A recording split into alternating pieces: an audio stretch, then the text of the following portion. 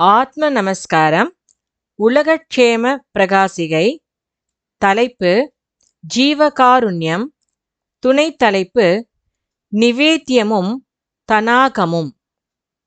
நிவேத்தியம் is equal to நீ plus வேத்தியம். நீ is equal to ந பிளஸ் இ. ந இஸ் ஈக்குவல் டு சூனியம். இ இஸ் ஈக்குவல் டு சக்தி. நீ இஸ் ஈக்குவல் டு சக்தியுடைய சூனியம்.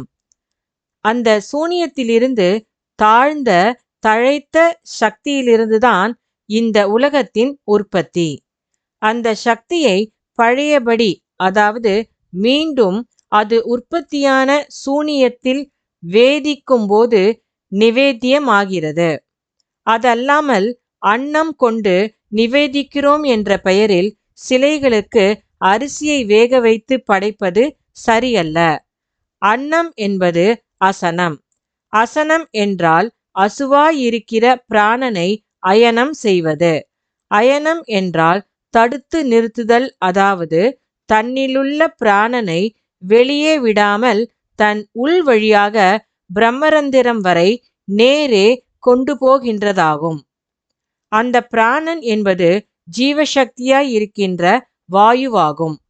வாயுவாகின்ற அன்னம் உள்ளபோது மட்டுமே அசிப்பதற்கும், அதாவது எரிவதற்கும், பசிப்பதற்கும், அதாவது கொதிப்பதற்கும், தகிப்பதற்கும், அதாவது வேகுவதற்கும், பட்சிப்பதற்கும், அதாவது உண்பதற்கும் முடிகிறது.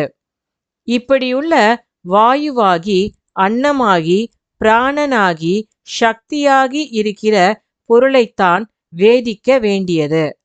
ஆனால் அன்னத்தின் பொருளை தவறாக புரிந்து கொண்டதால்தான் விக்கிரகம் என்று சொல்லப்படுகின்ற சிலைக்கு அரிசியை வேக வைத்து படைத்து அதை நிவேத்தியம் என்று கூறுகிறார்கள். அது தவறு. சூரியனாகி பிராணவாயுவாகி இருக்கின்ற தனமாகிய, அதாவது செல்வமாகிய அன்னத்தை சூனியமான சுடுகாடாகிற தன்னில் வேதிக்க வேண்டும். அப்போது நிவேத்தியம் ஆயிற்று.